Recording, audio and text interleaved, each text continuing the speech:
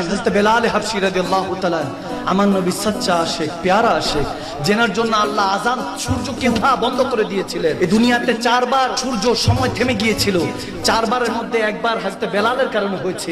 প্রথমবার নবীকে সুবহানাল্লাযী আসরা বিআবদিহি যখন দাওয়াত দিয়ে আওয়াদানা কাবা কাউসাইনে আমার প্যারা আল্লাহ প্যারা নবীকে নিয়ে গিয়েছেন, তখন সময় থেমে গিয়েছিল। প্রথমবার সময় থেমেছে আমার নবীর মেরাজ রজনীতে, সুবহানাল্লাহ পড়েন না। এরপর দ্বিতীয়বার থেমেছে হযরত শের খোদা আলীর নামাজে আসর কাজা যখন হয়েছে, সুবহানাল্লাহ বলেন। তৃতীয়বার বলেছেন হযরত বেলাল হাবশী যখন ফজরের আযান দেয়, সুবহানাল্লাহ বলেন। আর চতুর্থবার খাতুনে জান্নাত মা ফাতেমাতুজ জাহরার চুল মোবারক একটু দেখা যাচ্ছিল, পর্দাটা একটু বাতাসের কারণে সরে গিয়েছে। যতক্ষণ পর্যন্ত পর্দা এভাবে ঠিক না করছে ততক্ষণ পর্যন্ত আল্লাহ অন্ধকার করে রেখেছেন, সময়কে থামিয়ে দিয়েছিলেন। যখন খাতুনে জান্নাত ঠিকঠাক মতো পর্দা করেছে, মাথার চুল ঢেকেছে, সাথে সাথে সময় আবার চলা শুরু করেছে, সুবহানাল্লাহ।